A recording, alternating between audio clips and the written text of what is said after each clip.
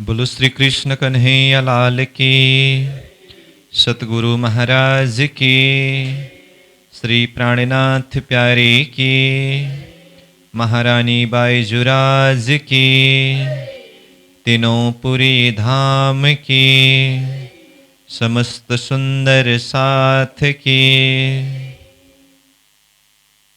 आनन्दकन्दं प्रभुदेवचन्द्रं ब्रजेशरूपेण पुरापि जातं, प्रवेश्य प्राप्तं प्रियप्राणनाथं, परेशपूर्णं सततं नमामि। ब्रह्मप्रिया जागरणाय जातः, सर्वस्वपाता भवसिन्धुत्राता, विज्ञानदाता निजधर्मधाता, दिनैकबन्धो शरणं प्रपद्ये, दिनैकबन्धो शरणं प्रपद्ये। बोलो श्री प्राणनाथ प्यारे की। प्रणाम। उपस्थित संपूर्ण सुंदर सास जी, साधक एवं साधिकाएं, यह प्रशिक्षण शिविर सत्र का आज हम 36वां दिवस के इस पावन बैठक में उपस्थित हुए हैं। सर्वप्रथम आप सभी को सप्रेम प्रणाम करते हुए, स्वागत करते हुए आज का कक्षा सत्र विषय वस्तु को हम आगे बढ़ाने जा रहे हैं। अब तक हमने परम धाम से लेकर के अक्षरधाम, फिर अक्षर ब्रह्म का 4 अंतस्करण, सत्स्वरूप ब्रह्म, केवल ब्रह्म, शबलिक ब्रह्म, अव्याकृत ब्रह्म, उसके अंदर कहाँ कहाँ कौन कौन सी शक्तियां हैं, इन शक्तियों के परिचय और अलग अलग स्थानों के विषय में चर्चा किया। अब आज का हमारा मुख्य विषय है क्षर पुरुष की उत्पत्ति का प्रक्रिया, अथवा अक्षर ब्रह्म का जो 4 अंतस्करण, उसमें से मन। पहले से हम चर्चा कर रहे हैं अक्षर ब्रह्म का सपना का शरीर क्षर पुरुष। तो सपना में जाते समय मन जाता है, मन मतलब अव्याकृत। तो अव्याकृत के अंदर बहुत सारी शक्तियां हैं, उसमें से कौन सा शक्ति किस तरह से सपना में जा करके क्षर पुरुष का रूप बना, ये प्रसंग मुख्य रूप में हम आज चर्चा करेंगे। और उसके बाद फिर क्षर पुरुष के द्वारा ये सृष्टि विस्तार किस तरह से किया, तो सृष्टि विस्तार संबंधी जो प्रसंग है उसके ऊपर चिंतन करेंगे। तो अब तक हमने जितने भी विषयों के ऊपर चर्चा किया, बैराट का विषय हमने प्रारंभ किया था महामती प्राणन्यास जी के एक चौपाई के आधार पर, ना ईश्वर ना मूल प्रकृति, ता दिन के कहो आपा बीती। तो इस चौपाई के आधार पर हमने विषय शुरू किया कि जब सृष्टि की उत्पत्ति नहीं हुई थी, उस समय में दिव्य परम धाम था। तो ये परम धाम है, ये अक्षरधाम है। तो परम धाम में कौन कौन है? राज जी है, और श्यामा जी है, और 12,000 ब्रह्मप्रियाएं, ब्रह्मंगनाएं हैं। और अक्षरधाम में कौन है? अक्षर ब्रह्म है। तो अक्षर ब्रह्म कौन है? अक्षर ब्रह्म अक्षरातीत श्रीराज जी के 7 के अनेकों कला में एक कला अक्षर ब्रह्म है, जो बाल लीला करते हैं। अक्षर के अंदर जो 4 अंतःकरण, अहम, चित्त, बुद्धि, मन, हमने इसको देखा। तो अहम का नाम सत्स्वरूप। सत्स्वरूप में कितने भाग है? 2 भाग। निर्मल चेतन में स्वयं सत्स्वरूप ब्रह्म, और महाकारण में मूल प्रकृति। केवल धाम में कोई विभाजन नहीं है। और ये बुद्धि, अंतस्करण, स्वबलिक, स्वबलिक में वैसे 5 स्थान है, परंतु यहाँ कितने स्थान दिखाया है? 4 स्थान दिखाया। तो इसमें निर्मल चेतन में स्वयं सबलिक ब्रह्म, महाकारण में अखंड रासलीला, कारण में अखंड ब्रज अथवा गोलोक, सूक्ष्म में चिदानंद लहरी। ठीक है। उसके बाद फिर हम आगे बढ़ कर के अव्याकृत यानी कि अक्षर ब्रह्म का मौन स्वरूप, इसके विषय में चर्चा किया। तो अव्याकृत को सर्वप्रथम 4 भाग में बांटा है। ठीक है। तो ये महाकारण, कारण, सूक्ष्म, स्थूल। तो महाकारण में क्या है? तो महाकारण को भी 4 भाग में बांटा, शुद्ध महाकारण, शुद्ध कारण, शुद्ध सूक्ष्म, शुद्ध स्थूल करके। तो उसमें प्रतिबिंब रास, प्रतिबिंब ब्रज अथवा गोलोक, पुरुष लीला, 4 दीप और सुमंगला शक्ति, इस तरह से क्रमशः ये महाकारण मंडल में बताया। और अव्याकृत का कारण में अखंड 7 शून्य, अव्याकृत का सूक्ष्म में काल निरंजन शक्ति, और अव्याकृत का स्थूल में प्रणव ब्रह्म। प्रणव ब्रह्म को 2 भाग में विभाजन किया, पर प्रणव और अपर प्रणव। पर प्रणव में क्या है? गायत्री शक्ति है, और अपर प्रणव में ज्योति स्वरूप है। और प्रणव मतलब पंचशक्ति। तो ये पंचशक्ति के हिसाब से प्रणव ब्रह्म में 5 स्थान है। तो पंचमात्रा अ, उ, म, अर्धमात्रा, बिंदु करके इसका समष्टि रूप शब्द क्या बना? ओम। इसलिए ओम कहे या प्रणव कहे। तो इसी पंचमात्रा के द्वारा 5 तत्व, पंचदेव, पंचवेद का विस्तार। तो ये सारा प्रसंग हमने अभी तक चर्चा किया। और मैंने कल भी कहा था, परमधाम से लेकर के ये प्रणव ब्रह्म तक जो कुछ भी वर्णन किया है, ये सारा का सारा सच्चिदानंद का अंशांश का विस्तार है। ये सब जागृत के अंदर की बात है। तो इसके अंदर सच्चिदानंद ही ओतप्रोत है। ठीक है। अब ये शक्ति सब देखने के बाद अब हम आगे विषय को बढ़ाएंगे कि स्वप्न का पुरुष यानी कि क्षर पुरुष की उत्पत्ति किस तरह से हुई। अब इसके लिए मुख्य रूप में हमने पहले से ही चर्चा किया, अक्षर ब्रह्म जागृत का स्वरूप है। अक्षर स्वप्न में जाकर के अपने आप को किस रूप में पाया? एक स्वप्न का पुरुष जिसका नाम क्या रहा? क्षर पुरुष। तो क्षर पुरुष जिस एरिया में है, ये स्वप्न का एरिया है करके ये क्षर पुरुष के विषय में भी हम थोड़ा कुछ बातें कर रहे हैं। अब अक्षर ब्रह्म को निद्रा किस तरह से आई और ये क्षर पुरुष की उत्पत्ति किस तरह से हुआ, इसको थोड़ा सा अंदर की शक्ति के हिसाब से आज हम चर्चा करेंगे। ठीक है। अब उसके लिए यहाँ पर नक्शा तो मैंने बिल्कुल ही छोटा छोटा बनाया हूँ आज एक, परंतु परसों कल से ही ये ऊपर का सत्स्वरूप केवल सबलिक अव्याकृत के अंदर के सारे स्थान और शक्ति सब नक्शा में भी और नोट भी करके, और मैंने बार बार कहा था ये सारा याद होना पड़ेगा करके। अब मैंने यहाँ पर नक्शा दिखाया तब याद हुआ, नक्शा सामने में नहीं रहा तो फिर याद नहीं रहा, ऐसा नहीं होगा।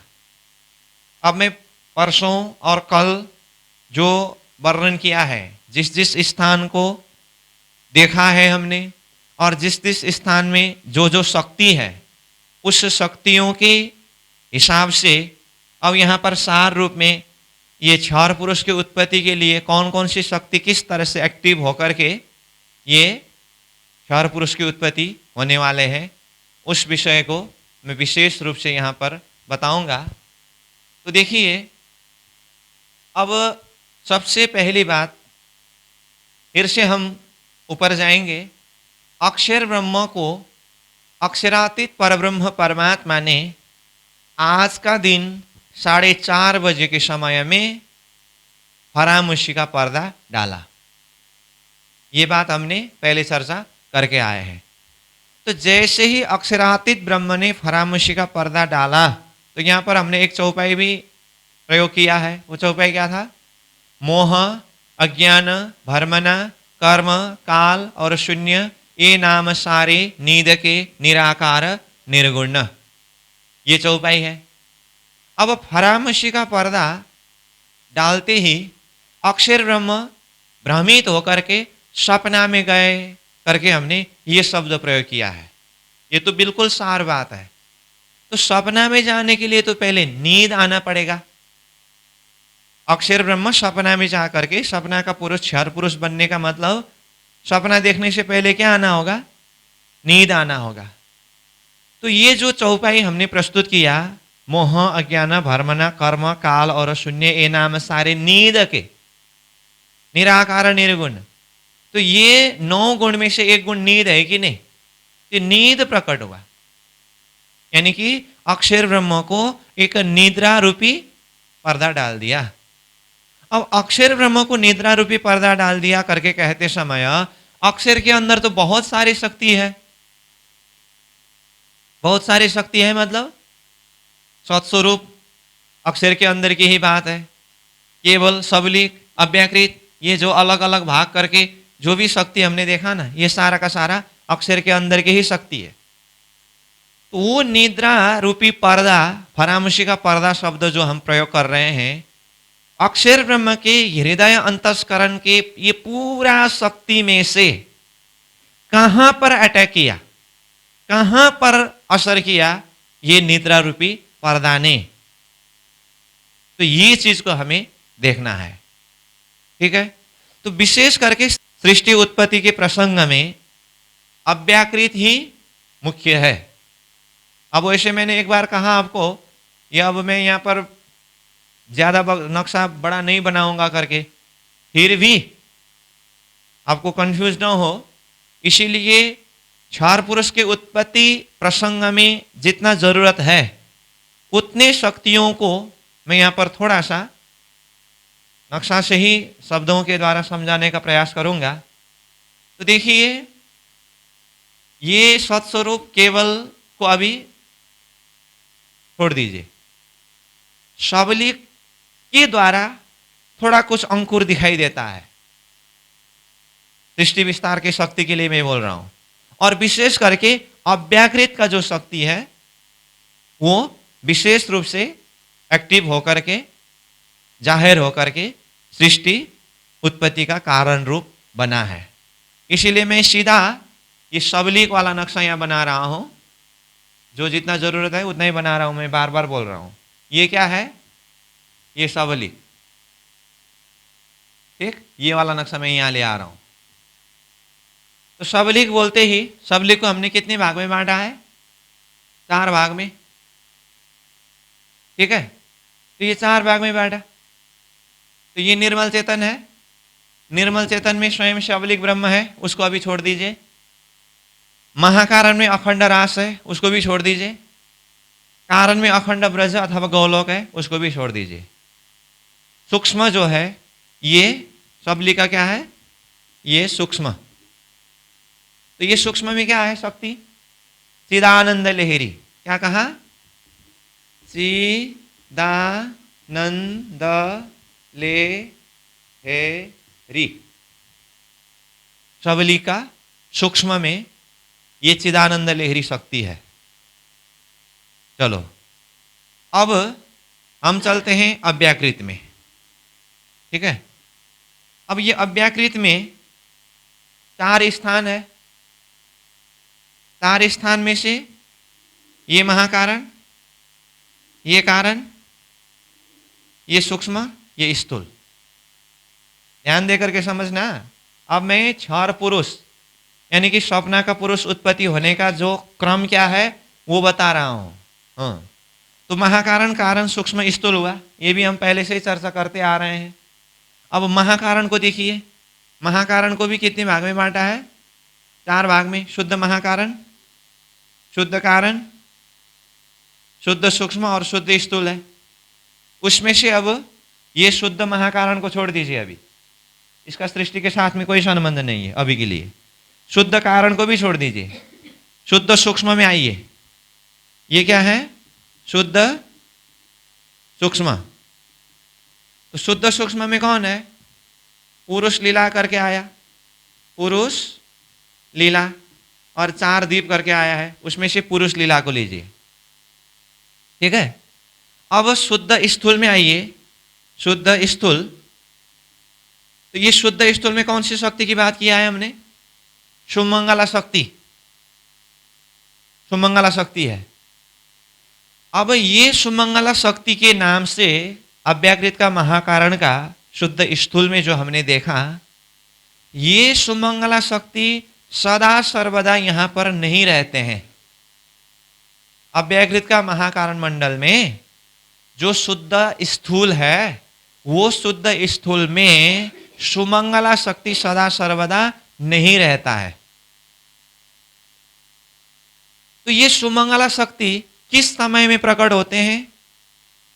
तो जब जब भी अक्षर के द्वारा ब्रह्मांड उत्पत्ति की जो लीला होती है, उस समय में ये सुमंगला नाम की शक्ति यहां पर प्रकट होती है।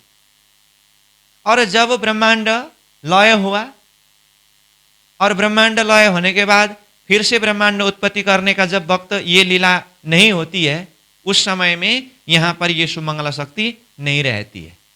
कहने का अर्थ, ये सुमंगला नामक शक्ति जो है ना, अक्षर के हृदय के अंदर ही प्रकट होते हैं।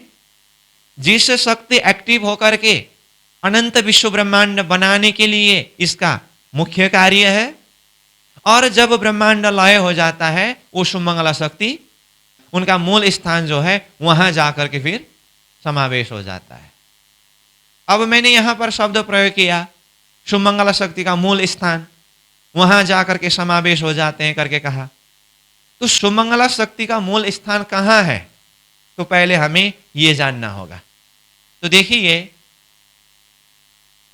सवलिक ब्रह्म का सूक्ष्म में जो चिदानंद लहरी शक्ति करके कहा ना, ये चिदानंद लहरी शक्ति ही, ध्यान देकर के समझ लीजिए, हाँ, ये चिदानंद लहरी शक्ति ही जब अक्षर के द्वारा विश्व उत्पत्ति का समय होता है, यानी कि सृष्टि निर्माण का समय होता है, उस समय में ये चिदानंद लहरी ही, ये चिदानंद लहरी मतलब कहां का चिदानंद लहरी? सवलिक का सूक्ष्म में जो चिदानंद लहरी शक्ति है, ये चिदानंद लहरी ही अव्याकृत का महाकारण मंडल में शुद्ध स्थूल में आकर के सुमंगला शक्ति रूप धारण करती है। मैंने क्या कहा? फिर से बता रहा हूं मैं। मूल रूप में सवलिक का सूक्ष्म में जो चिदानंद लहरी शक्ति है, ये चिदानंद लहरी ही जब अक्षर ब्रह्म के द्वारा सृष्टि उत्पत्ति का वक्त आता है, उस समय में ये चिदानंद लहरी ही अव्याकृत का महाकारण का शुद्ध स्थूल में आकर के सुमंगला शक्ति रूप में प्रकट होते हैं। इसका अर्थ क्या हुआ? चिदानंद लहरी सवलिक का सूक्ष्म में है, अक्षर के स्वतः अपनी लीला में वो उसी रूप में है। अब अक्षर के स्वतः लीला में भी ये अनंत विश्व ब्रह्मांड बनाना मिटाना, ये भी अक्षर की स्वतः लीला है। वो अनंत विश्व ब्रह्मांड बनाने मिटाने में, अभी तो हम प्रसंग में ये क्षार पुरुष की उत्पत्ति की प्रसंग के लिए ये बात कर रहे हैं, लेकिन इतना ही नहीं, उन्मेष निमेष भ्यम ब्रह्मांड प्रलय करके जागृत की कल्पना के अनंत ब्रह्मांड के विषय में हमने पहले ही चर्चा किया है ना। नयन के पाव पल में इशारत कई कोट ब्रह्मांड उपजत खपत करके अक्षर ब्रह्म के द्वारा अनंत ब्रह्मांड बनने मिटने की बात किया है कि नहीं किया? वो जागृत की कल्पना में भी जब जब भी अक्षर ब्रह्म के द्वारा ये ब्रह्मांड उत्पत्ति की बात होती है, ये लीला चलती है, उस समय में ये सवलिक के जो सूक्ष्म में चिदानंद लहरी शक्ति है, ये चिदानंद लहरी शक्ति ही अव्याकृत का महाकारण मंडल का शुद्ध स्थूल में सुमंगला शक्ति रूप में प्रकट होते हैं। और जब ब्रह्मांड लय हुआ तो ये सुमंगला शक्ति का मूल रूप क्या है? फिर सबलिका सूक्ष्म में चिदानंद लहरी। तो ये सुमंगला शक्ति फिर जाकर के अपना मूल स्थान, मूल स्वरूप चिदानंद लहरी रूप ही धारण करके रहते हैं। अब इसको उदाहरण के लिए ऐसा समझ लीजिए, ये चिदानंद लहरी घर जैसा, ठीक है, और वो घर का जो व्यक्ति है, जो घर का व्यक्ति, उसका अपना जो ऑफिस है, ऑफिस में जाकर के वो अपना कार्य करते हैं। मैं उदाहरण के लिए बता रहा हूं, घर में चिदानंद लहरी अपनी स्वतः स्वभाव में है।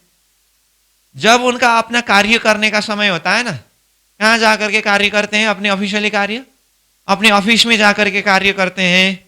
तो ऑफिस में जाते समय उनका ऑफिस का क्या है? पद, क्या है? दर्जा। उस स्थान में रह करके वो कार्य करते हैं। जब अपना कार्य का समय पूरा हुआ, फिर लौट करके अपना जो मूल स्थान, मूल घर तो है ही। मैं उदाहरण से थोड़ा सा समझने के लिए बता रहा हूं। कहने का अर्थ आपको यहां पर समझना सिर्फ इतना ही है, सबलिका सूक्ष्म में चिदानंद लहरी जब विश्व उत्पत्ति का यानी कि सृष्टि निर्माण का समय होता है, उस समय में वही शक्ति अव्यक्त का महाकारण में शुद्ध स्थूल में आकर के किस रूप में प्रकट होती है? सुमंगला शक्ति। सुमंगला शक्ति, सुमंगला शक्ति। इसका मतलब सुमंगला शक्ति का मूल चिदानंद लहरी है। तो यहां सुमंगला शक्ति तो अव्यक्त का महाकारण का शुद्ध स्थूल में दिखाई दे रहा है, लेकिन इसका मूल स्थान सबलिका सूक्ष्म है। ठीक है, यह शक्ति का परिचय। अब अक्षर ब्रह्म को अज्ञान रूपी निद्रा प्रकट हुआ करके कहा है। तो अक्षर ब्रह्म को निद्रा प्रकट हुआ करके कहते समय तो अक्षर के अंदर तो हम बार बार बोल रहे हैं बहुत सारी ये शक्ति है। इनमें से वो निद्रा का असर कहां पर पड़ा, इसको हमें देखना होगा। तो ये निद्रा का असर कहां पर पड़ा और अक्षर ब्रह्म को ये निद्रा प्रकट कराने वाली शक्ति कौन सी शक्ति है, इसको अगर देखें तो जब सृष्टि निर्माण का जब प्रसंग आता है तो उस समय में सबसे पहला नंबर ये चिदानंद लहरी यहां यानी कि अव्यकृत का महाकारण का शुद्ध स्थूल में आकर के सुमंगला शक्ति रूप में प्रकट होती है। अब ये सुमंगला शक्ति क्या करते हैं? महाकारण का शुद्ध सूक्ष्म में ये पुरुष लीला है कि नहीं?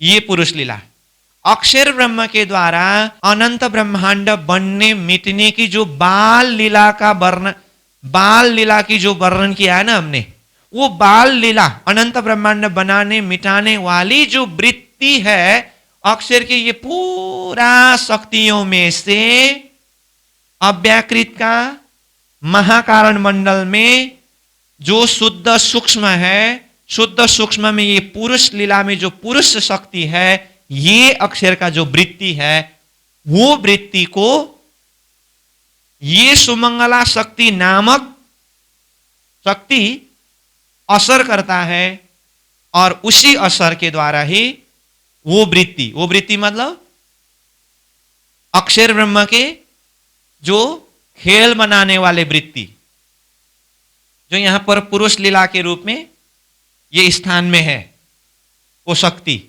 उसको असर करता है। वो असर का नाम ही है निद्रा प्रकट करना।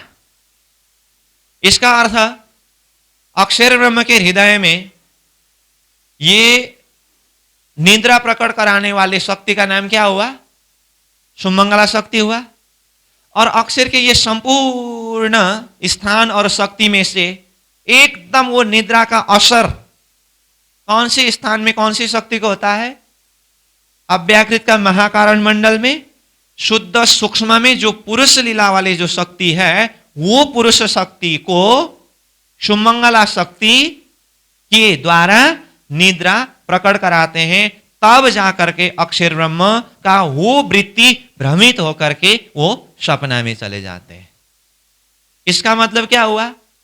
सृष्टि का एकदम बीज देखें तो ये सुमंगला शक्ति है, ठीक।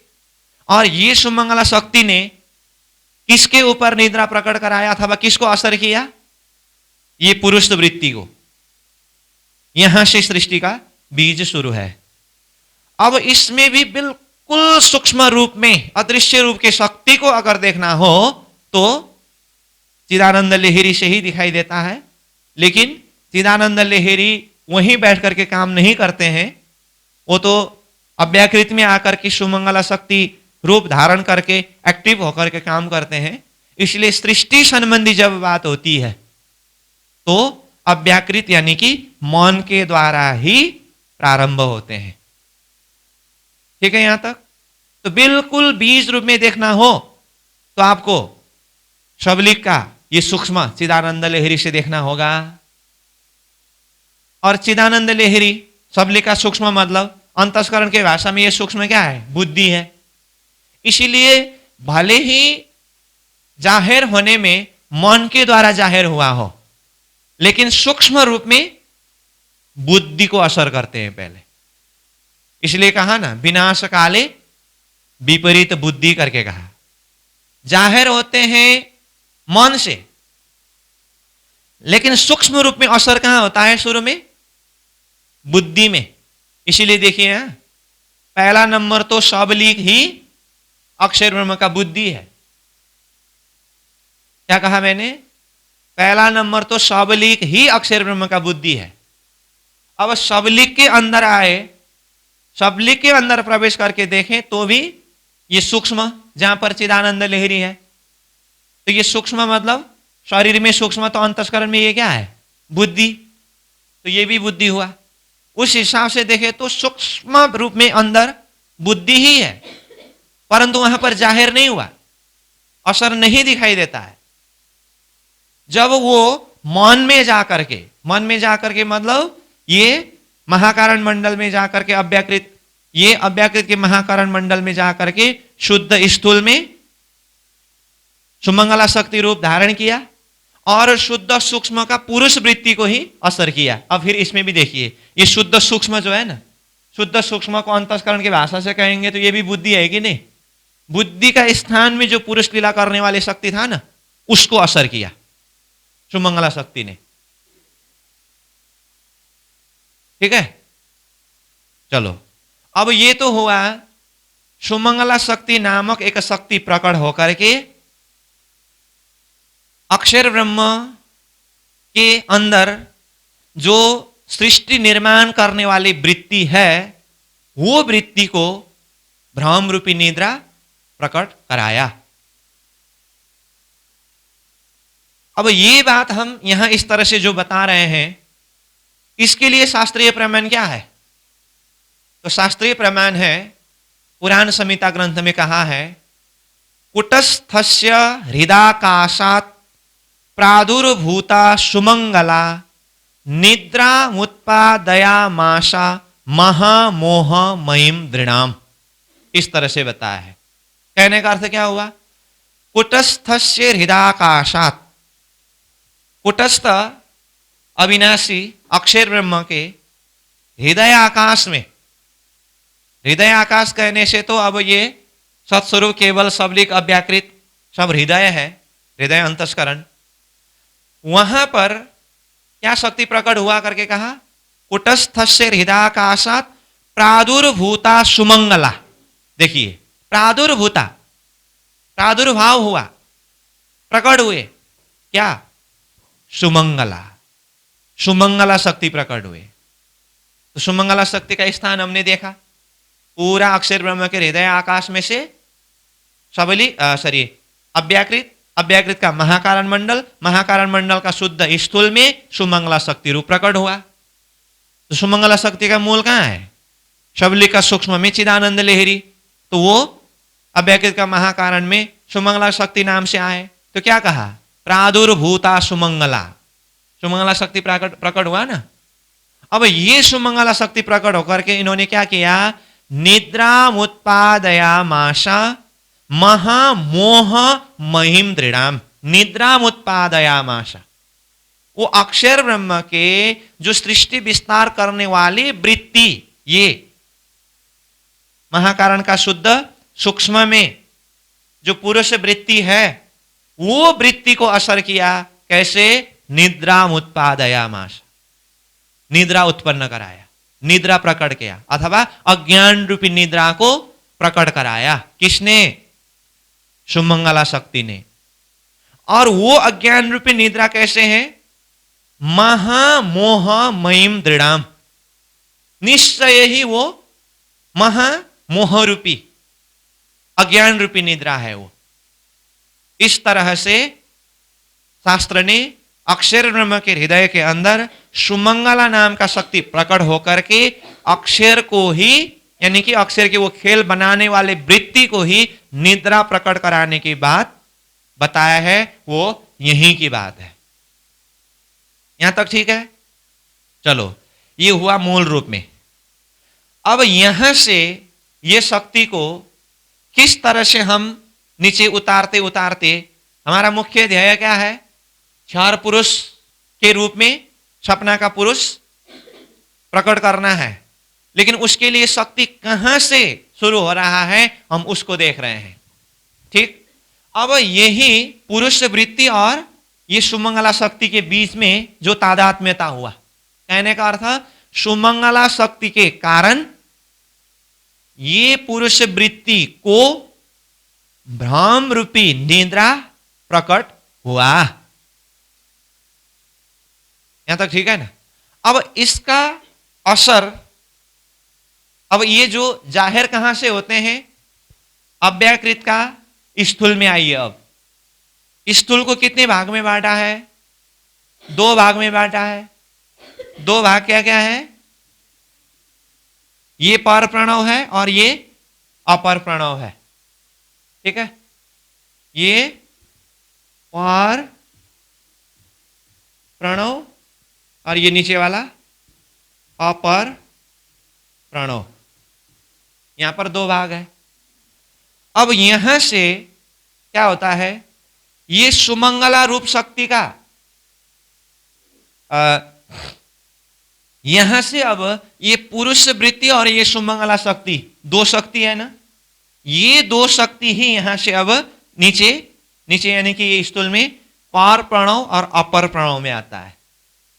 मतलब ये पुरुष वृत्ति, ये शक्ति ये पर प्रणव में, और ये सुमंगला शक्ति अपर प्रणव में।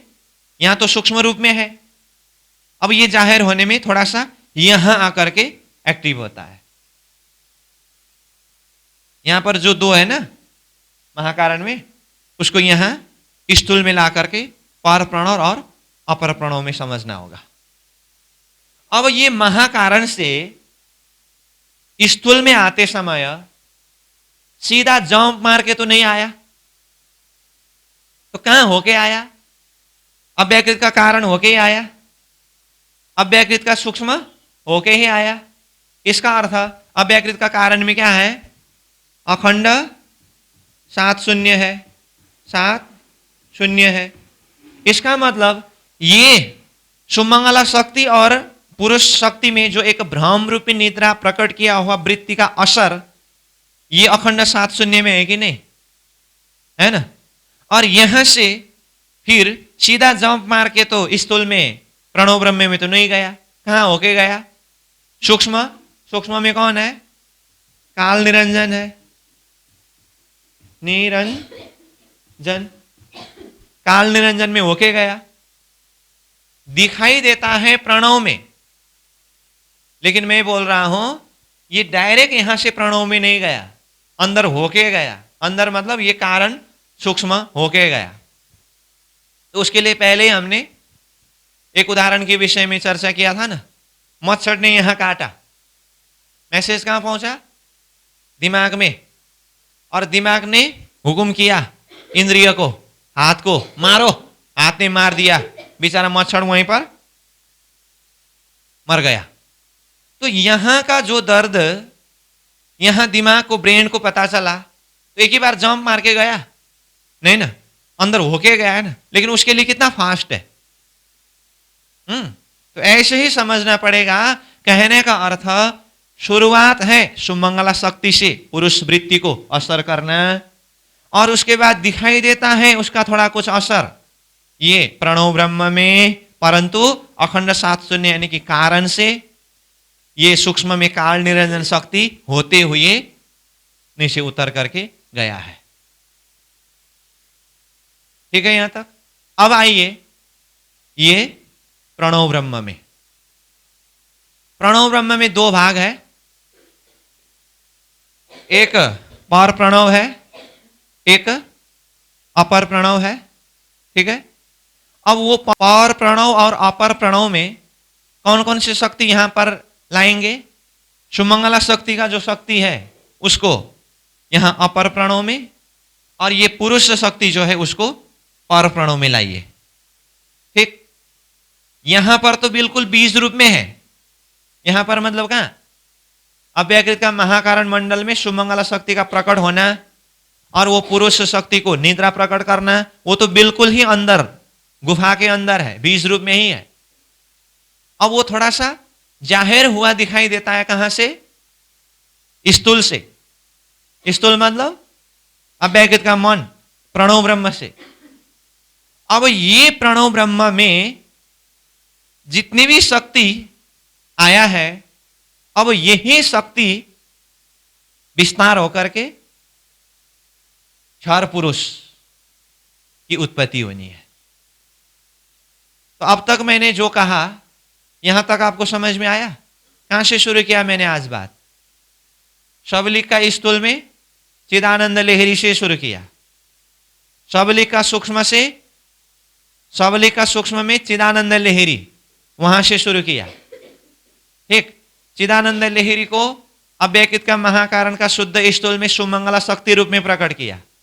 उसने शुद्ध सूक्ष्म का पुरुष शक्ति को निद्रा प्रकट कराया, उसके लिए शास्त्रीय प्रमाण भी कहा हमने।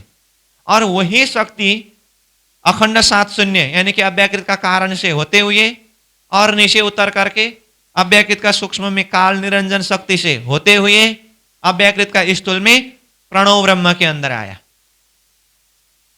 अब थोड़ा कुछ दिखाई देता है प्रणव ब्रह्म के द्वारा। ठीक है। अब प्रणव ब्रह्म में दो शक्ति अथवा दो स्थान है, पर प्रणव और अपर प्रणव। अब ये पर प्रणव और अपर प्रणव किस तरह से एक्टिव होकर के क्षर पुरुष का रूप उत्पत्ति होते हैं, हमें ये देखना है। ठीक। मैं यहीं से दिखाऊंगा। वैसे हमने यहां पर एक नक्शा बनाया है, परंतु यही प्रक्रिया से मैं बताऊंगा। वैसे हमने बिल्कुल सहजता के हिसाब से अक्षर ब्रह्म स्वप्न में जाकर के क्षर पुरुष के रूप में अपने आप को पाया, ये तो हमने सीधा बताया। लेकिन सपना में जाने का प्रक्रिया होता है, उसको थोड़ा अंदर से हम देखने का प्रयास कर रहे हैं। तो अब देखिए, ये प्रणव ब्रह्म के अंदर आज हमने ऊपर से चिदानंद लहरी सुमंगला शक्ति रूप धारण करके ये जो शक्ति यहां से अखंड सात शून्य होते हुए काल निरंजन से होते हुए प्रणव ब्रह्म तक आने की बात चर्चा की। परंतु कल का प्रसंग में हमने ये प्रणव ब्रह्म के अंदर कौन कौन सी शक्ति के विषय में बात किया है? ओम, इसके अंदर का वर्णन किया है ना हमने। इसमें पंच मात्रा, पंच तत्व, पंचदेव, पंचम वेद, सबका सूक्ष्मतम रूप सूक्ष्मतम रूप सूक्ष्मतम रूप करके ये वर्णन किया है कि नहीं? तो सारा शक्ति वहां पर एक सूक्ष्म रूप में है। तब भी मैंने कहा था घनीभूत और द्रवीभूत करके। सृष्टि विस्तार संबंध में अगर देखें तो ये प्रणव ब्रह्म के अंदर जो शक्ति आया है वो शक्ति घनीभूत शक्ति है। हालांकि ऊपर से देखेंगे तो ये द्रवीभूत है। ये सच्चिदानंद का अंशांश विस्तार के हिसाब से देखेंगे तो अक्षरातीत घनीभूत है और उसी का द्रवीभूत रूप में अक्षर होते हुए उसका अंतस्करण होते हुए यहां तक आना है। ये हुआ जागृत लीला में। सृष्टि संबंधी बात हम जब करेंगे तो प्रणव ब्रह्म के अंदर जो भी शक्ति आई है वो शक्ति किस रूप में है? वहां घनीभूत रूप में है। अब वो घनीभूत शक्ति किस तरह से द्रवीभूत रूप में विस्तार होगा, अथवा किस तरह से वो अब फैलेगा, किस तरह से वो फैलते हैं, इसको हमें देखना है। ठीक, अब मैं अभी तक यहां जागृत की शक्ति के ही विषय में बता रहा था। अब यहां से आगे जो बात बताने जा रहा हूं, अब सृष्टि उत्पत्ति संबंधी बात है। सच्चिदानंद का वर्णन अभी तक था, अब ये सुमंगला शक्ति रूप प्रकट होकर के जो असर किया है, इसके द्वारा अब आगे जो विस्तार होने जा रहा है, ये सच्चिदानंद का उल्टा प्रतिबिंब असत जड़ दुख का अब विस्तार होने का प्रसंग है। इसीलिए ध्यान दे करके सुनिए। ठीक, अब देखिए, अव्याकृत का स्थूल में प्रणव ब्रह्म को दो भाग में बांटा। अब ये दो भाग में से ये अपर प्रणव वाला वृत्ति जो है ना, अपर प्रणव वाला वृत्ति के द्वारा सबसे पहले एक मोहरूपी जल का प्रकट हुआ। क्या कहा मैंने? अव्याकृत का जो स्थूल में प्रणव ब्रह्म है, प्रणव ब्रह्म का दो भाग है, उसमें से नीचे वाला जो अपर प्रणव वाला जो वृत्ति है, ये अपर प्रणव वाला वृत्ति के द्वारा ही एक मोहरूपी जल का प्रकट हुआ। अब मैंने यहां पर शब्द प्रयोग किया मोहरूपी जल। चलो नक्शा भी बना देता हूं, अब यहां से थोड़ा नीचे उतार करके। चलो ये क्या हुआ? मोहरूपी जल बना दिया मैंने। ठीक, अब मोहरूपी जल करके बोलते समय आप ये मत समझना फिर जल शब्द आया करके एक पानी का अथाह सागर है, समुद्र है, भंडार है, ऐसा नहीं। उसको सहजता से समझने के लिए मैं अन्य शब्द भी प्रयोग कर देता हूं।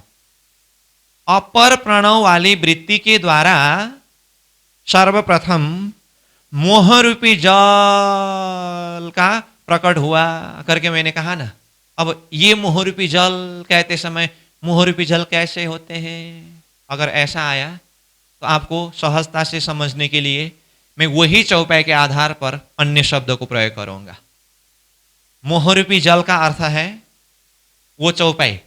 कौन सा चौपाई? अक्षर ब्रह्म को अक्षरातीत ने फरामुशी का पर्दा डाला करके बोलते समय हमने एक चौपाई प्रयोग किया है।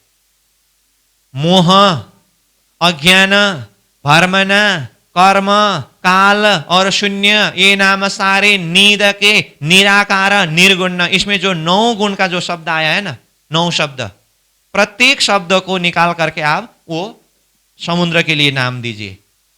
इसका अर्थ क्या हुआ? एक शब्द क्या बताया था? मोह। इसको पहले क्या कहा? मोहरूपी जल करके कहा ना। उसी को दूसरे शब्द में क्या कहना पड़ेगा? दूसरा शब्द क्या है? मोह अज्ञान है ना, अज्ञान रूपी जल। हम ये अब पूरा अलग अलग शब्द को प्रयोग करके तो वर्णन नहीं कर सकते, इसलिए बाद में किताब में जो शब्द आने वाला है मैंने तो वो शब्द को मुख्य रूप में यहाँ पर प्रस्तुत कर रहा हूं।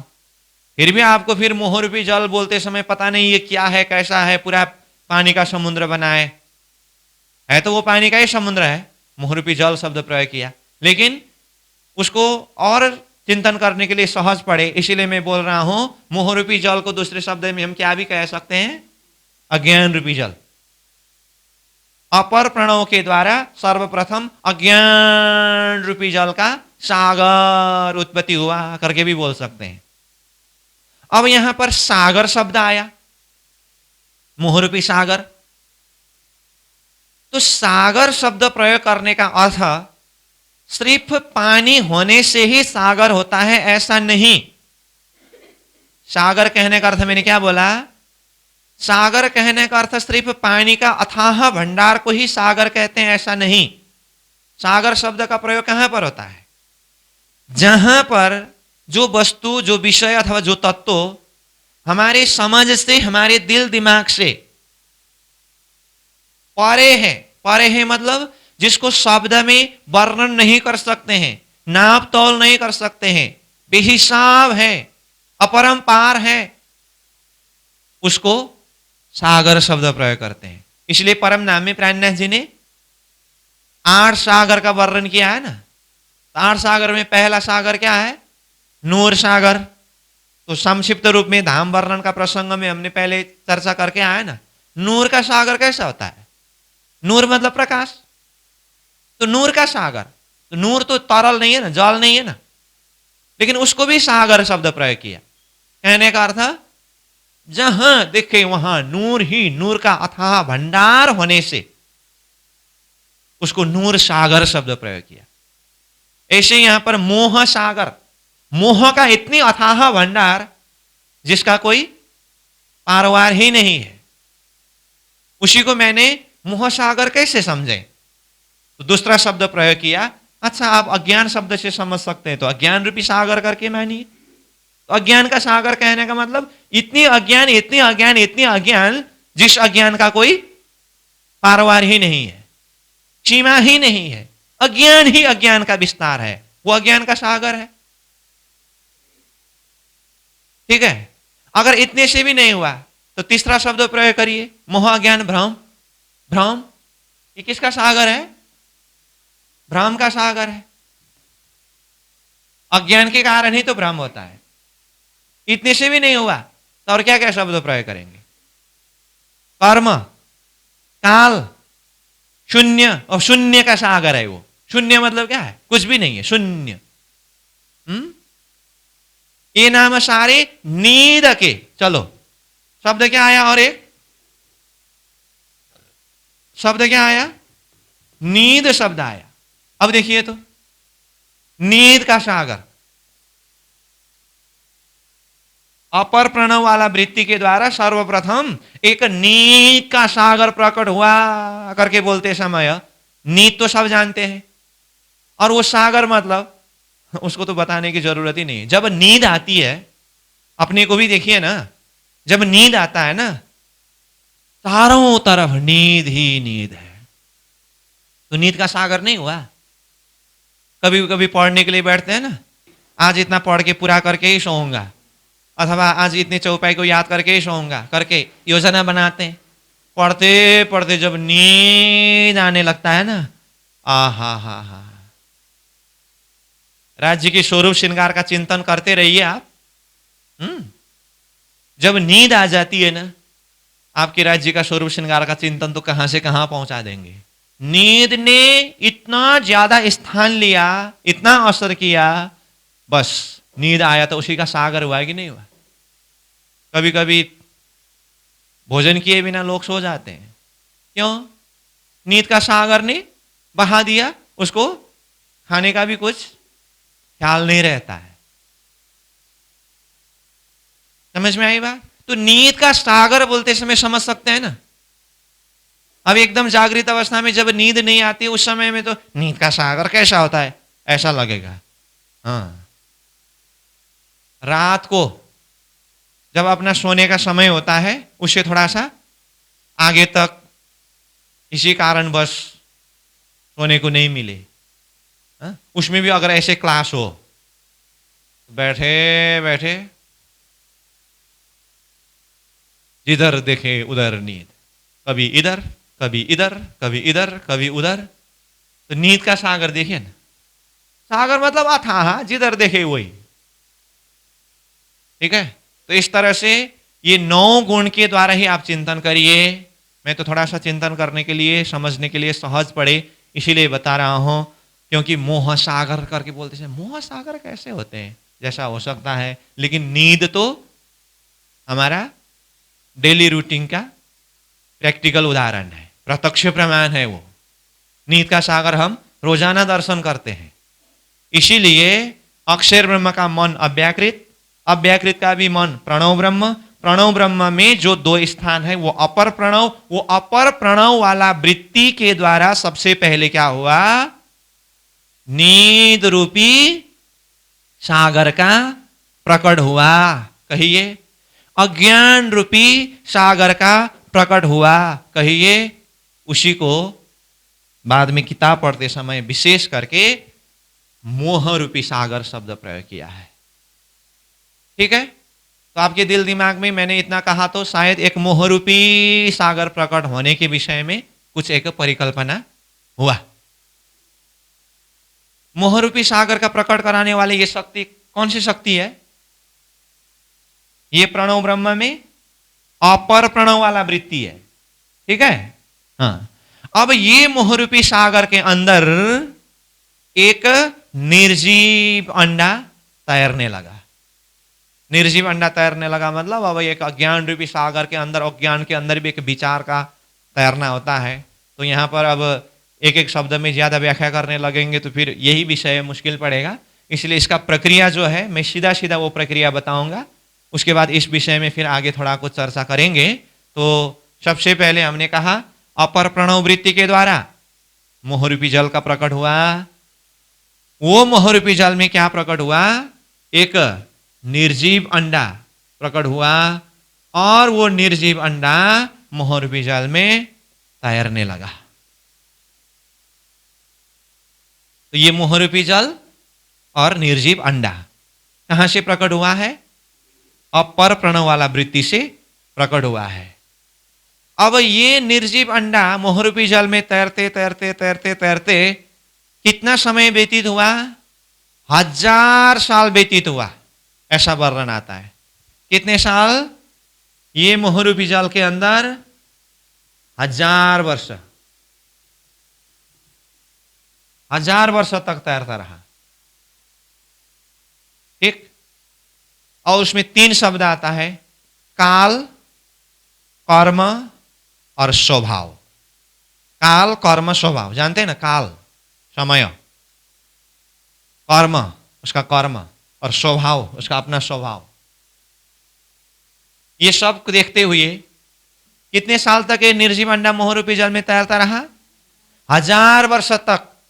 1000 वर्ष समय व्यतीत होने के बाद ये निर्जीव अंडा के अंदर एक चेतन तत्व आकर के प्रवेश हुआ।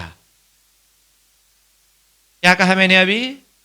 1000 वर्ष तक मोहरूपी जल में वो निर्जीव अंडा तैरने के बाद काल, कर्म, स्वभाव के कारण वो निर्जीव अंडा के अंदर एक चेतन शक्ति आकर के प्रवेश हुआ। तो चेतन शक्ति के रूप में आने वाला शक्ति कौन सी शक्ति है?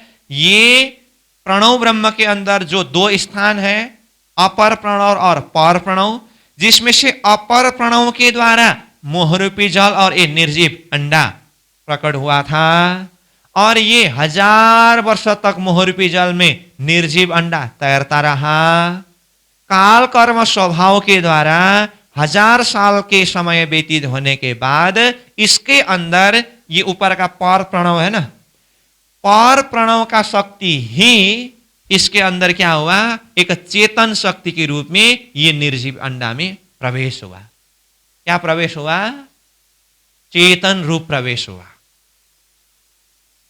तो चेतन रूप में वो निर्जीव अंडा के अंदर प्रवेश होने वाला शक्ति कौन सी शक्ति है? अव्यकृत का स्थूल प्रणव ब्रह्म के अंदर का पर प्रणव का शक्ति है। इसका अर्थ क्या हुआ? अपर प्रणव से मोहरूपी जल और निर्जीव अंडा, और 1000 साल तक उसमें निर्जीव अंडा तैरने के बाद पर प्रणव से चेतन प्रवेश हुआ। अब ये निर्जीव अंडा में जैसे ही चेतन प्रवेश हुआ तो वो निर्जीव अंडा क्या हुआ? सजीव हुआ। चेतन शक्ति प्रवेश हुआ ना, तो सजीव हुआ। तो जैसे ही सजीव हुआ, अंडा के अंदर चेतन शक्ति प्रवेश हुआ तो वो सजीव हुआ। तो क्या हुआ? उसके बाद वो अंडा को फोड़ करके वो चेतन शक्ति एक स्वरूप को धारण करके बाहर प्रकट हो गया। एक पुरुष का प्रकट हुआ अथवा एक स्वरूप का प्रकट हुआ। तो ये स्वरूप कैसे प्रकट हुआ? फिर से बता रहा हूं। अपर प्रणव से मोहरूपी जल और निर्जीव अंडा प्रकट होकर के 1000 साल तक मोहरूपी जल में तैरता रहा। उसके बाद ये पर प्रणव से एक चेतन शक्ति जाकर के वो निर्जीव अंडा के अंदर प्रवेश हुआ। जैसे ही वो चेतन शक्ति निर्जीव अंडा के अंदर प्रवेश हुआ तो वो चेतन रूप हुआ और अंडा फोड़ करके वो शक्ति बाहर प्रकट हुआ। किस रूप में? एक पुरुष के रूप में।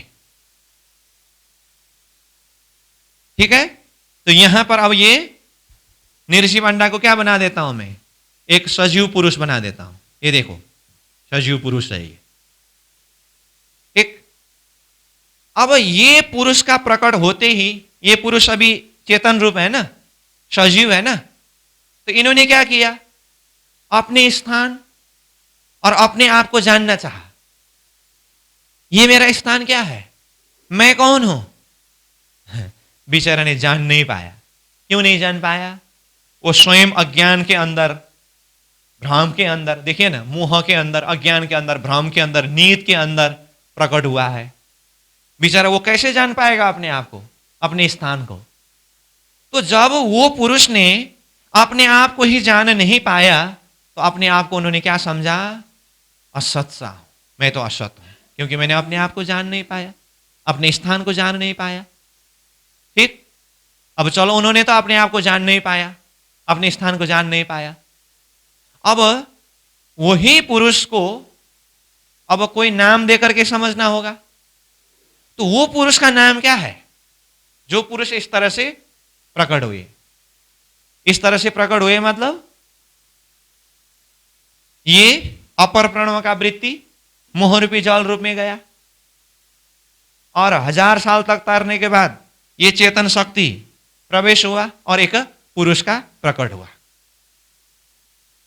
उसका नामकरण करना है। अब नामकरण करने से पहले फिर मैं एक बार आपको संबंध जोड़ना चाहता हूं। अभी मैंने अपर प्रणव मोहरूपी जल और निर्जीव अंडा हुआ, पर प्रणव चेतन रूप में प्रवेश हुआ करके कहा, लेकिन आपको यहां अपर प्रणव और पर प्रणव के अंदर कौन सी शक्ति को देखना होगा? यहां पुरुष शक्ति और सुमंगला शक्ति को मैंने यहां से उतारते उतारते यहां तक पहुंचाया था। इसका अर्थ ये सुमंगला शक्ति रूप जो है ना, वो शक्ति यहां अपर प्रणव के अंदर है। ये पुरुष शक्ति जो है ना, ये पर प्रणव के अंदर है। तो ये पर प्रणव के द्वारा जो शक्ति गया, वो शक्ति को चेतन शक्ति नाम प्रयोग किया। क्यों? क्योंकि ये पुरुष शक्ति के द्वारा गया हुआ जो चेतना, चेतन शक्ति का नाम पुरुष शक्ति अथवा पुरुष शक्ति का नाम ही चेतन शक्ति है। पुरुष नाम चेतन करके आता है। पुरुष कहने का मतलब एक चेतन शक्ति को ही पुरुष कहते हैं। यहां से कनेक्शन, ठीक है, लेकिन कार्य हो रहा है यहां से। तो ऊपर से ये संबंध को देखते हुए हम अभी कहां पहुंचे? निर्जीव अंडा क्या हुआ? सजीव हुआ, और अंडा को फोड़कर बाहर आया। अब उन्होंने अपने आप को जानना चाहा, न जानने पर अपने आप को असत सा माना। तो क्या हुआ? अब इनका नाम क्या रहा? इनका नामकरण करना पड़ेगा ना। तो इनका नाम रहा गया, क्या नाम रखें? नाम तो रखना पड़ेगा। तो नाम ऐसे रहा, ये मोहरूपी जल कहां से प्रकट हुआ? अव्याकृत के स्थूल, ये प्रणव ब्रह्म से। अब प्रणव ब्रह्म अपर प्रणव से। अब अपर प्रणव से कहे या पर प्रणव से कहे, जो भी हो, आखिर ये अव्याकृत की बात है ना। तो अव्याकृत एक पुरुष शक्ति है, और अव्याकृत स्वयं भी अक्षर स्वरूप का मन है, इसलिए अक्षर पुरुष है। तो अक्षर पुरुष का मन अव्याकृत, अव्याकृत पुरुष का मन प्रणव ब्रह्म, प्रणव ब्रह्म के द्वारा ही पर प्रणव और अपर प्रणव होकर के मोहरूपी जल और निर्जीव अंडा होकर के फिर चेतन होकर के प्रवेश हुआ है। इसका अर्थ ये मोहरूपी जल अथवा वो चेतन दोनों शक्ति प्रवेश हुआ है। तो कहां से? एक पुरुष शक्ति के द्वारा। वो पुरुष शक्ति को कहते हैं नर।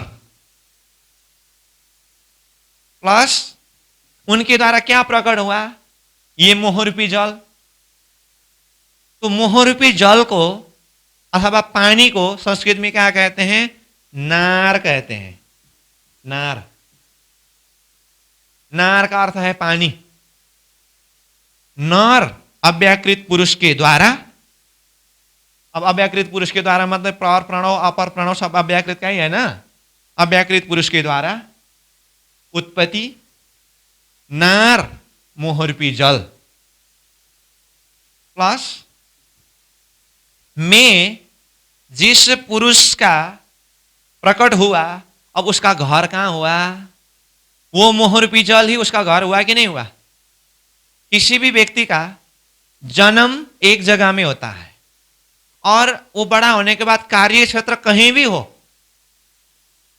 लेकिन कार्य क्षेत्र का अपना ही स्थान और अपना ही महत्व है, जन्म स्थान का अपना ही महत्व और अपना ही स्थान है।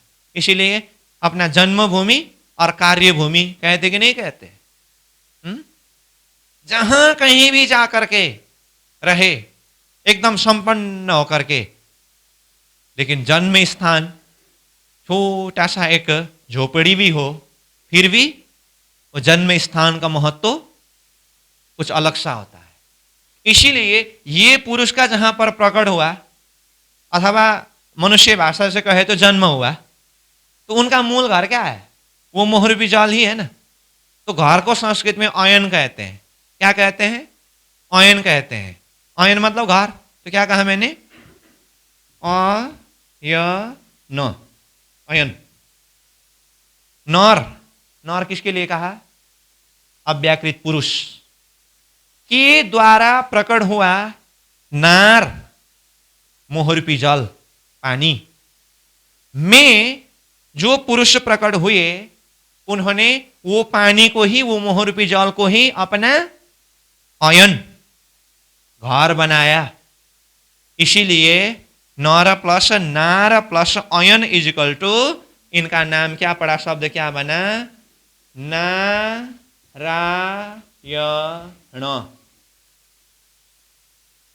इस अर्थ में उनका नाम क्या पड़ा? नारायण पड़ा। नामकरण हो गया उनका। तो ये पुरुष जो मोहरूपी जल के अंदर निर्जीव अंडा 1000 साल तक तैर करके अव्याकृत के अंदर का ही वो पर प्रणव का शक्ति चेतन रूप में प्रवेश होकर के वो अंडा फोड़ करके बाहर प्रकट हुआ एक पुरुष रूप में, वो पुरुष का नाम क्या रहा? नारायण। ठीक। अब आगे एक शब्द जुड़ गया है, आदि शब्द। उसको आदि नारायण कहते हैं। नारायण के आगे क्या शब्द बोला मैंने? आदि। तो यहां पर आदि, आदि नारायण होता है। तो आदि मतलब शुरू। आदि शब्द का अर्थ है यहां पर शुरू। शुरू मतलब अब ये आगे सृष्टि विस्तार होना है। अब ये पुरुष के द्वारा आगे किस तरह से सृष्टि विस्तार होगी, ये हम आगे चर्चा करेंगे। तो सृष्टि विस्तार के प्रसंग से अगर देखें तो सृष्टि में सबसे आदि का पुरुष है ना ये। आदि मतलब क्या कहा मैंने? शुरू। सृष्टि का सबसे पहला पुरुष है ये। तो सबसे पहला होने से आदि कहा, शुरू कहा, और उनका नाम क्या रहा? नारायण। इसीलिए इनका नाम पड़ा आदि नारायण। अब इनका नाम तो आदि नारायण हुआ। तो ये आदि नारायण कौन है? तो यही आदि नारायण है अक्षर ब्रह्म का सपना का शरीर, जिसको अभी तक हमने क्या नाम से बता रहे थे? क्षर पुरुष नाम से बता रहे थे ना। तो अभी ये उत्पत्ति के क्रम के हिसाब से हमने उनको क्या नाम दिया? आदि नारायण नाम दिया ना। अब यही शक्ति का अथवा यही पुरुष का नाम एक क्षर पुरुष नाम रहा, दूसरा आदि नारायण नाम रहा। अब आदि नारायण नाम किस अर्थ में रहा, ये तो अभी हमने चर्चा किया। और यही आदि नारायण को दूसरे अर्थ में क्या कहा? क्षर पुरुष शब्द प्रयोग किया। तो क्षर पुरुष का अर्थ क्या है? क्षर का अर्थ है नाशवंत। क्षर का अर्थ क्या है? नाशवंत। ये पुरुष तो पुरुष है, परंतु ये पुरुष की उत्पत्ति कैसे हुए हैं? मोहरूपी जल के अंदर स्वप्निक रूप में प्रकट हुए हैं, और ये पुरुष अंततः गत्वा नाश होने वाला है। इसलिए इनका नाम क्या कहा? क्षर पुरुष। पुरुष नाम चेतन, इसके अंदर चेतन है जो अव्याकृत से आए हैं, वो चेतन शक्ति का भी परिचय दे रहे हैं। और इनका असली परिचय क्या है? ये क्षर है। क्षर मतलब क्षर सर्वाणी भूतानी कहा। मोहरूपी जल के अंदर अयन बनाया, इसीलिए नारायण नाम पड़ा। सृष्टि की शुरुआत के होने से आदि नारायण रहा नाम, और ये नाशवंत होने के हिसाब से इनका नाम क्या रहा? क्षर पुरुष रहा। इस तरह से क्षर पुरुष अथवा आदि नारायण की उत्पत्ति ये मोहरूपी जल के अंदर हुआ। और ये कहाँ की बात है? अक्षर ब्रह्म के सपना के एरिया के अंदर की बात है। कहने का अर्थ ये आदि नारायण ही कौन है? अक्षर ब्रह्म का सपना का शरीर है।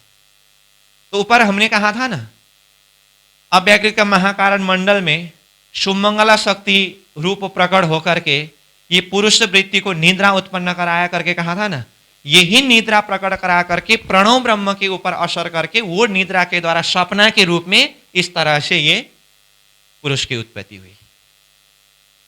सपना का पुरुष है ये। इसीलिए अक्षर ब्रह्म का सपना का शरीर क्षर पुरुष, अथवा उनका दूसरा नाम क्या रहा? आदि नारायण।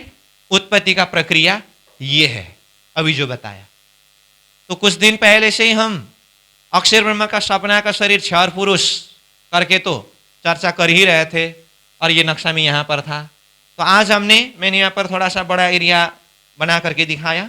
तो कुल मिलाकर के बात यहाँ की है, ये अव्याकृत का स्थूल, यहाँ पर अपर प्रणव और अपर प्रणव शक्ति है। ये जो मैंने पहले से गोल बनाता आया था, ये मोहरूपी जल की बात थी। और इसके अंदर निर्जीव अंडा सजीव होकर के ये पुरुष का प्रकट हुआ। और ये सपना का एरिया है, और ये पुरुष का नाम ही क्या है? क्षर पुरुष।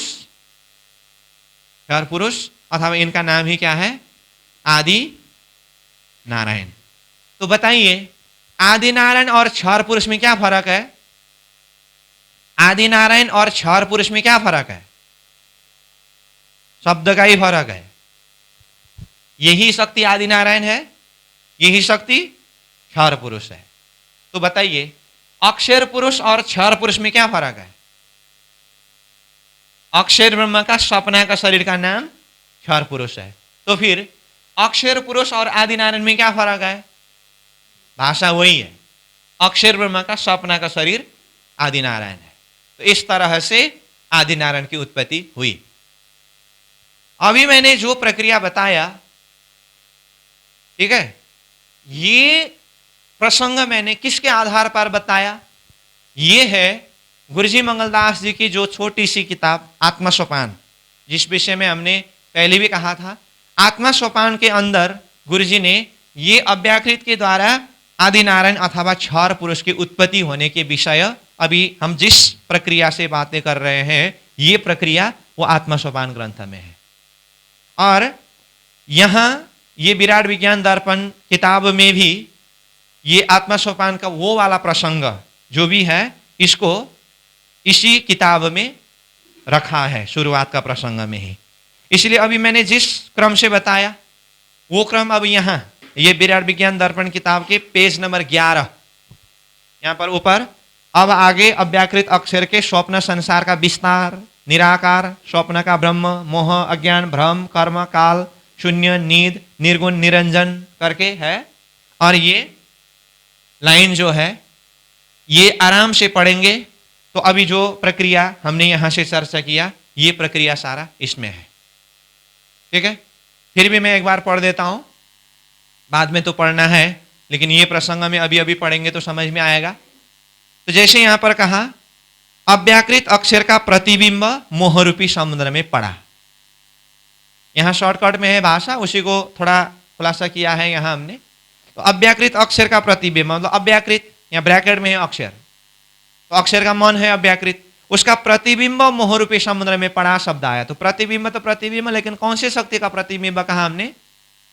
ये अपर प्रणव वाला वृत्ति का प्रतिबिंब मोहरूपी समुद्र में पड़ा। ठीक, वह प्रतिबिंब निर्जीव अंडाकार होकर, निर्जीव अंडाकार होकर, देखिए शब्द, वह प्रतिबिंब निर्जीव अंडाकार होकर 1000 वर्ष तक मोह रूपी जल में तैरता रहा। यहाँ का शब्द आप किताब में देखिए, 1000 वर्षों तक मोह रूपी जल में तैरता रहा। काल कर्म स्वभाव से उस निर्जीव अंडे में अव्याकृत का मन प्रवेश होकर सजीव हुआ। यहाँ पर यह शब्द आया है, तो अव्याकृत का मन प्रवेश होकर सजीव हुआ में हमने अव्याकृत का मन प्रणव ब्रह्म में भी पर प्रणव वाला वृत्ति करके और इसका खुलासा किया है।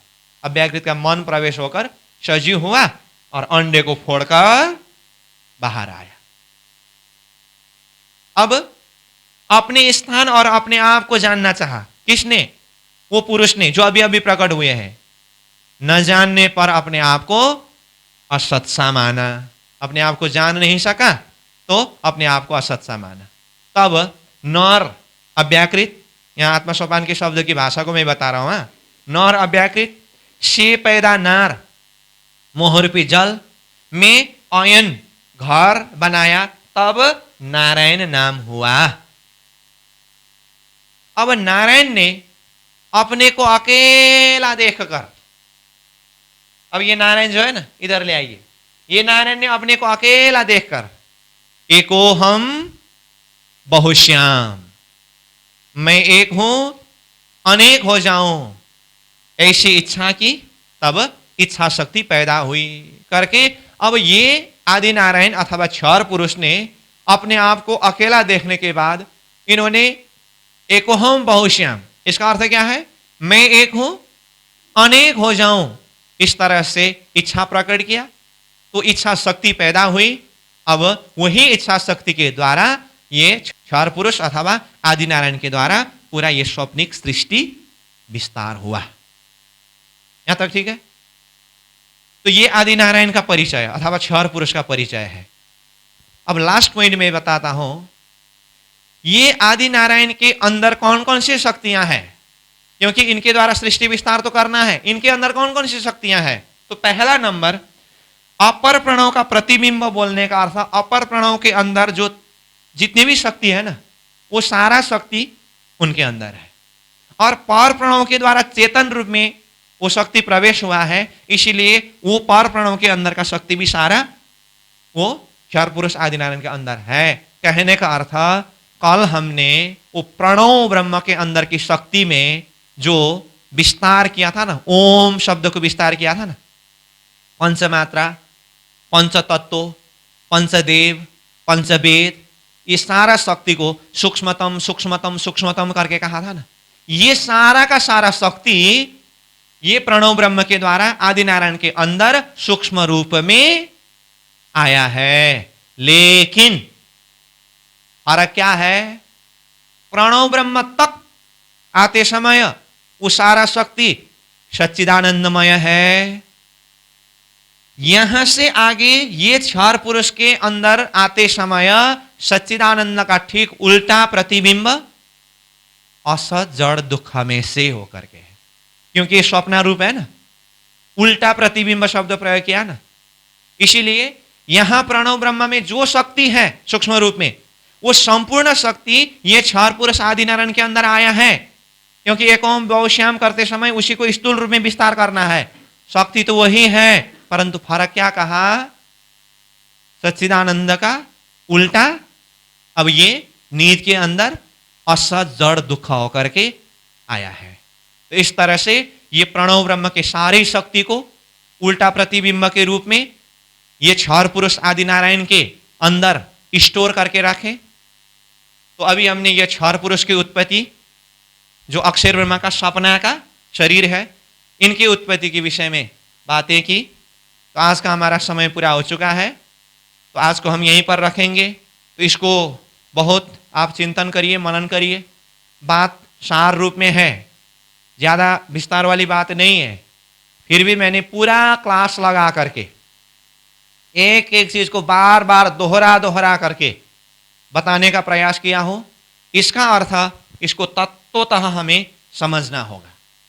ये तारतम्य दर्शन के माध्यम से चिंतन करने पर हमें सहजता से ये सारी चीज मिला है, परंतु ये सारी भेद को इतने सिस्टमेटिक हिसाब से जानना समझना, ये तो सदगुरु की तपस्या, प्राणनाथ जी की तपस्या, गुरु परंपरा की तपस्या का फल है हमारे ऊपर। बाकी इतना आसानी विषय नहीं है ये, इसीलिए चैप्टर आगे दौड़ाने के पीछे मैं नहीं पढ़ रहा हूँ। बात को सही हिसाब से समझ सके इसलिए उसी बात को दोहरा दोहरा करके खिला खिला करके घुमा घुमा करके बताने का प्रयास कर रहा हूँ। तो आज क्षर पुरुष की उत्पत्ति की जो प्रसंग और उनका आदिनारायण नाम किस तरह से रहा, ये प्रसंग को आप चिंतन करिए, मनन करिए। कल का बैठक में हम अब ये स्वप्ना का पुरुष आदिनारायण क्षर पुरुष के द्वारा अब ये एकोहम बहुश्याम कहने पर जो सृष्टि विस्तार हुआ है वो किस प्रक्रिया से सृष्टि विस्तार होगी, ये प्रसंग हम व्याख्या करेंगे। आज के लिए यहीं पर विश्राम।